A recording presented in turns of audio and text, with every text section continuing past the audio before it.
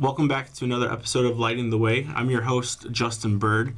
Today I'm with two employees from the MADD organization. Please welcome to the show Erin Daughtry and Bryana Johnson. Welcome in. Thank you. Thank you so much for having us. Of course. How y'all doing today? Doing great. Doing great. So, ladies, please introduce yourselves to our audience. Sure. So I'm Erin Daughtry. I am the Regional Executive Director for MADD, Illinois, Iowa, and Wisconsin. I've been with MADD for about a year now, and I'm based in Chicago, and we've just been working to grow and expand and just share our mission. Awesome. And Brie, how about yourself? And I'm Bryana Johnson. I've been with MADD for about 5 months now. I'm a new hire. I'm the program specialist for MADD Illinois, so I'll be doing all the underage drinking programs, and yeah. Awesome. So what are a couple things that you all are working on right now with MADD? Yeah, so we've got a lot going on, despite how calm we feel like summer can get in MADD world. Unfortunately, it is a really busy time of year because it's also a dangerous time of year for impaired driving. So we're working on prepping for our fall events. We have a couple of walks across the region and 2 in Illinois. And then we have a law enforcement recognition event as well. So those are in the fall. And we are gearing up for our Saturation Saturday event as well, which is like a partnership with our law enforcement partners that kind of helps us get ahead of the Labor Day weekend, frequent drinking and celebrating and wrapping up the summer. Sure. And so we work with law enforcement officers to kind of saturate the streets the weekend ahead of Labor Day weekend to let people know that there is going to be more law enforcement on the street. Please drive safely. Please be mindful about how you're celebrating and how you're getting home. Yeah. And just to make people aware of our mission. Awesome. And speaking of your mission, so for those at home that might not know of MADD, what is MADD? How did it get started? Yeah, so MADD is a 501c3 nonprofit. We are national. And we work to end impaired driving. So ultimately, we do programming, education, advocacy, and preventative action as well. So we work to prevent underage drinking through education in schools. We work with law enforcement to get ahead of people getting out on the roads. And then in the advocacy world, we're actually working on a lot of different pieces, but we are specifically focused on our HALT law right now. So I'm happy to dig deeper into that as well. But yeah, there's lots of different elements, but ultimately our goal is to end impaired driving. Very cool. And so with the community outreach, are you focused on, you said yourself, you work with teens specifically. So how's that going with teens? How's it receptive with teens? Peer to peer, how does that work really? Yeah, so I'll be out in the communities, not just schools, but we also have community outreach with community events. So that's table events, doing the prevention education programs like Erin said. So in the fall season, we have our MADD Spirit time. So that's usually when homecoming's coming around the corner, and we really want to just advocate for our teens to go against drinking and not get into that kind of environment. So that's when I'll come into schools and share with them the stats and statistics and some other things that can happen. And so we have MADD Spirit during that time. But we're not just with the teens. We also have middle school and elementary programs. So that's our Power of Youth, Power of Me program. So we do a little bit of that as well. That's incredible. So at what age do you usually start talking to the students? We go as young as elementary, so that first, second, third grade. And every program... 7-year-old, 7-year-olds? Yeah. Every program is adjusted for each age group audience too. Got it. So what are some of the stats locally here with, students that are, that you're trying to prevent, teens from obviously drinking and driving or to not drink at all, right? So are you seeing an increase in numbers, decrease in numbers? How are things looking right now for that age group? Well, the most important stat that we always stress is the fact that when teens do decide to make that decision to involve themselves with underage drinking, they're going to be 6 times more likely to put themselves at risk of being dependent on alcohol abuse or just with substance abuse in general. So that's something that we not only share with teens, but we have Power of Parent programming, and we share that with the parents as well. We have a stat also that we love to share with parents about just how 34% of parents that decide to share with their children and teens about the consequences of drinking, they may feel that there's an effect with that. Help me with this, Erin. Well, we've seen that too. Yeah. So what she's saying is 34% of parents choose to speak to their children about the risks and dangers of underage drinking. Got it. And then 12% do not talk to them at all. And so that's really unfortunate. And so what we've learned is, as people, as teens grow and, peer pressure becomes more prevalent and they're exposed to just more opportunities to take part in underage drinking or drug use. Sure. We see that if parents are really the main influence in whether or not, parents and guardians are the main influence on whether or not youth take part in substance use, and we've seen that. So I think the stat is 74% of students or young people report that their parents are the reason whether they choose to or choose not to partake in substance use. And so if we can get more parents to speak to their kids about it and kind of set those limitations and set those expectations, because what MADD is about is really preventing underage drinking. We're not saying nobody can take part in any legal substance use, but we're saying wait until the drinking age of 21 and be thoughtful and mindful about when you go to do it, make a plan ahead of time. So that's really what our messaging is. It's not to scare anyone into, not using it, but it's to just make sure that you are fully prepared, because as teens and really youth, as we know, their brains are not fully developed. And so that alcohol, and in addition to putting them at risk on the road, is also impacting the development of their brains, which continues well into your adulthood. So incredible stuff. Yeah. So would you say that there are, so you said you're focused in mostly Illinois, Iowa, and the group that I oversee is Illinois, Iowa, and Wisconsin, But MADD is across the United States. Absolutely. Is it, besides the United States, is it anywhere else, or are you guys just here in the United States? We are. I mean, we have partner and sister organizations that we work with across the globe, but we have colleagues up in Canada, and we're also in Puerto Rico and Hawaii, and so we're within the States, but we're also expanded outside of the beyond in our islands and things like that as well. Very cool. Is there a higher percentage of underage drinking in certain regions, and do you have any idea why you think that's happening? I can't speak to all of the other regions. I can say that we know the percentage is increasing, especially since 2019. We've just seen drinking all around and drug use because we headed into COVID for a while there, and people were reliant on it at home, or they had more access to it, or they were more, they were bored, or and they weren't driving as much. And then as the world kind of shifted back to going out and into it, people were kind of forgetting themselves, and they were not taking as much care with how they activated after taking or drinking or taking substances. Right. And I'm sure, like you said, that's interesting too, because I know over the last couple of years, there's been reports that there's a lot of sobriety going on with older people. Like you're seeing a lot more of the, non-alcoholic beverages at restaurants and the alcohol-free spirits. Are you seeing a shift at all in more people in that younger demographics with not drinking? We are, and if you want to share a little more about what you've seen in programming, but yeah, we are, because there is kind of this movement of wanting to be sober and be more present. In Gen Z and Gen Alpha that we're seeing kind of shift, and just because people are learning more about how risky it can be, the negative effects, right? Crashes are going, increasing, and cannabis has been made legal in a lot of states, and so there's more opportunity to get a handle on it, and so I think they're kind of going the other direction to an extent.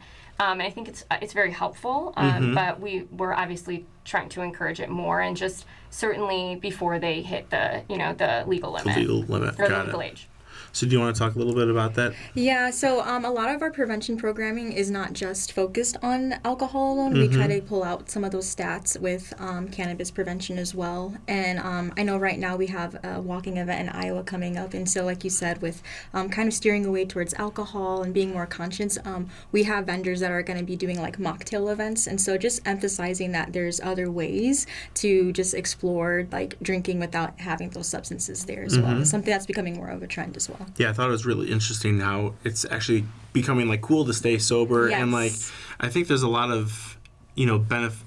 Of course, there's benefits to not doing drugs and to drinking, safety right? benefits. Safety Yep. benefits as well, but it's also interesting peer to peer that it's okay to tell your friends, actually, I'm not going to have a drink tonight, or I'm actually going to, go to the non-alcoholic route, or like the dry January is like getting more momentum. So I think it's great what your guys' organization does to not scare individuals, but to let you know, hey, these are the side effects, or these are what could happen if you decide to do this.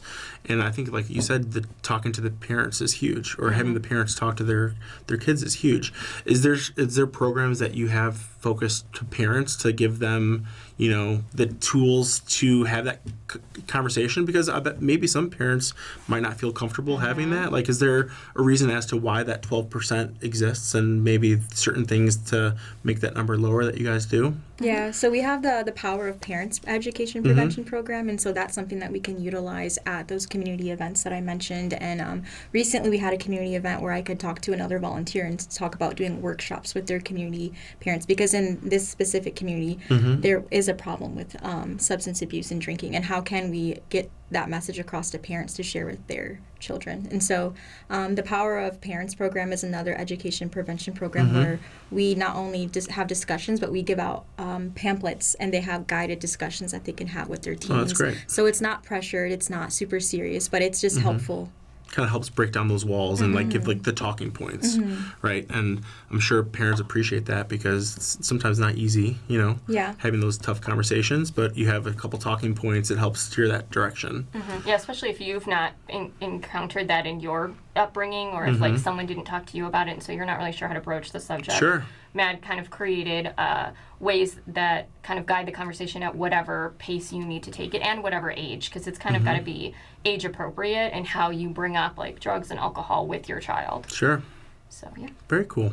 So what's some new stuff going on with MADD? I know there's a couple laws that I was doing some research before meeting with you all today. So what's going on with that and with our legislation? Yeah, so it's a little bit new in that there's some updates and some shifts, but we actually are really focused on our HALT law right now. And so what HALT is, it stands for Honoring the Abbas Family Legacy to Terminate. So it was built around a family that unfortunately was all killed in a crash up in Michigan. And ultimately, the law would require all automakers to put anti-drunk driving technology into all new cars on the road. Wow. So, and it's technology that's been tested, and we've talked with engineers and safety experts, and we're working with all the different traffic safety organizations across the country to kind of influence what that looks like. So kind of similarly to, you get in your car and you have seatbelts, you're safe with airbags, you're safe with turn signals and backup cameras. It's very similar to that. I've actually had the chance to test it myself, or some of it myself. And so I'm happy to report that it's kind of, it's very unique. It's kind of unnoticeable when you are in the vehicle, so you don't really have to like activate anything, or like you don't have to upkeep it in any way. It's really just like passive technology. Sure. And there's lots of different forms of it, and MADD is really just behind whatever one that ultimately the traffic enforcement decides will kind of go into play. But there's lots of different ones. So there's like, when you get in the car, it can sense when you're behind the wheel impaired, if from just like your breathing, it can test in the air.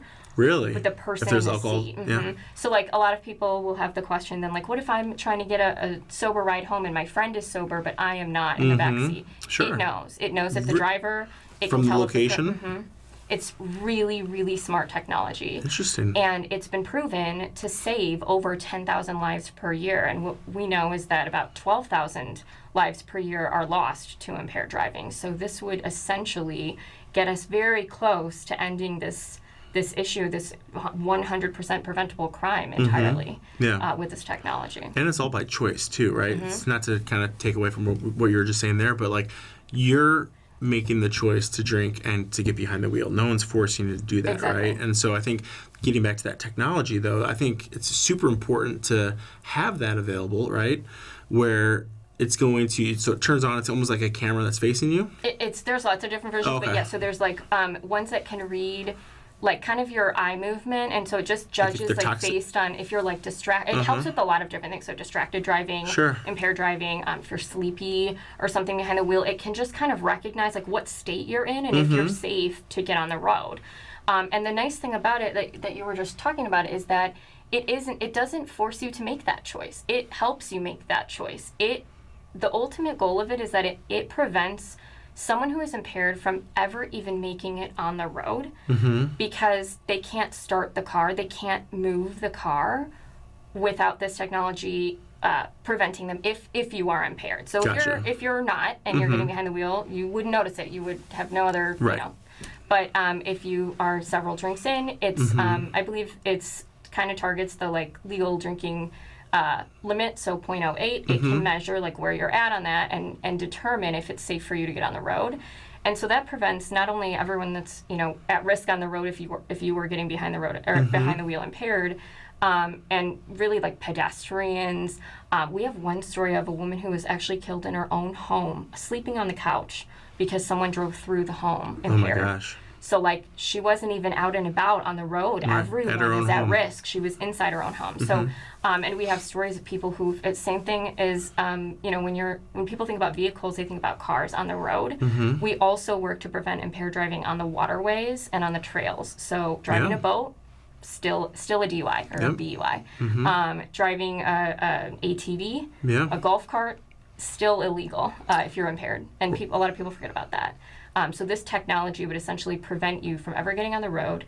And then it also protects the person who's impaired getting behind the wheel and any family member or loved one that they're carrying in the car as well. Them, exactly. Right? So if the system, your car turns on and then the system notices, oh, there is someone or the driver is over the 0.08 limit, right? So does it like alert the driver? How does it communicate to the driver that the system realizes that you are impaired? How does that work?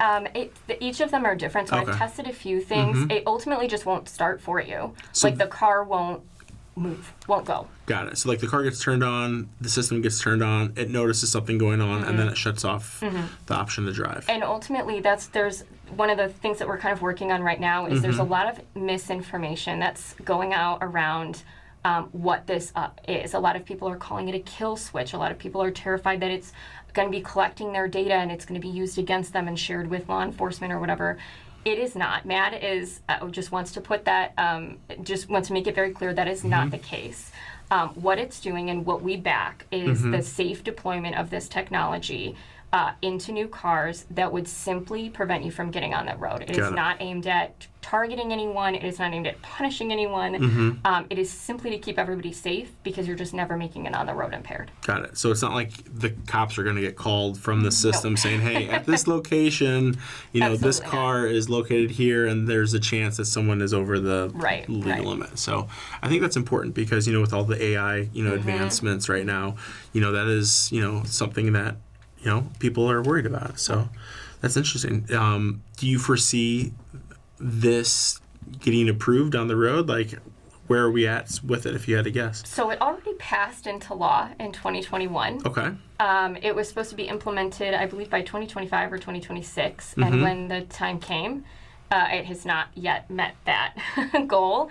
And so we're working with legislators and, like I said, traffic safety experts and like NHTSA and IDA and everyone across the country and locally to kind of encourage the implementation of this to actually go into play.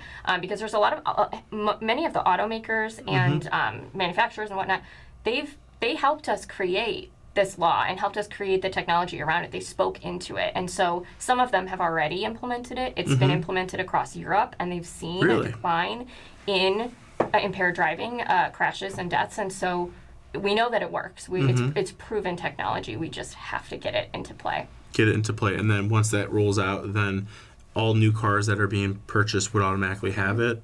And then if you already, let's say, owned an older car, you would then have to be required to, have it installed. I can't speak specifically to that piece. I'm not sure how they will kind of backtrack. Yeah. But it will definitely be in all new cars on the road, and then I imagine there will be more of like a shift of how will we, import, or I should say, insert it into each of these older vehicles. And I can say that like the cost to actually the consumer, which a lot of other people are concerned about, and a lot of legislators are concerned about how much is this going to cost, it's really about $100 to $200. It's not an expensive shift from what you're already doing when you're buying a car. Got it. And it's, and it, like I said, it varies. So it might be different depending on what car you buy or what automaker you go with. So essentially, it would just be like another expense that's added into the car, and then you wouldn't have to like buy a new unit or something. Right. You just buy it once, and that's it. And it's built in, like the same as we were around when seatbelts were put into play, and there was a lot of pushback around that, and obviously we've seen that they save lives. Shift, so right? This is the same concept. And I think, we're all creatures of habit, right? And I feel like people are just so used to doing things that it's a great point, the seatbelts, right? I remember that law passed, I think, shortly after I got my driver's license. And that was something that everyone was like, well, what do you mean put your seatbelt on? But then the data backed it, right? And you also have friends or loved ones that get into accidents that aren't wearing a seatbelt, and you see the repercussions of that. And so I think it's the same thing. Once this does get passed, hopefully, and we do see this hit the market, hopefully it's a nice smooth transition, because like you said, the data's there. Like I think even one driver behind the wheel is one too many, right? And ultimately that's, I think, your guys' one main goal, right? Is getting behind the wheel to prevent hurting yourself or others. So, well, I appreciate y'all both being with me today, excuse me. Is there any final thought or any message that either of you want to share with the crowd before we wrap up? Yeah, I think for myself personally, it's been so inspiring to be a part of the MADD movement, and we collectively are just doing so much. Besides the prevention programming, we work with court monitoring, we have victim services specialists, volunteer specialists. So if you want to be a part of our movement and move with us, we have our walks coming up, which Erin touched on, and also just volunteering opportunities. So we'll have a helpline shared with you guys, and just contact information with our website. You can touch base with us and just share your story. If you have a loved one or if you've been impacted, we want to support you. And if you want to support us, we'd love to have you a part of our team. And so you can go to the website, or you can reach or call the hotline, correct? Yes, we have a 24/7 helpline for victims or loved ones, anyone who's been impacted, or anyone who just wants to learn about MADD. And that is 1-877-MADD-HELP. That's MADD with 2 Ds. Or you can visit us online at madd.org. Awesome. How about yourself? Any closing message? Just to make smart choices, make a plan before you go, and everyone drive safely. Awesome. Well, thank you so much for joining us today, and remember to find out more information, visit MADD's website, and hopefully we can all come together and prevent making bad choices behind the wheel. And again, I appreciate both of you being with us today. I thought it was a great conversation, and good luck, and look forward to working with you more. Thank you so much. Thank you.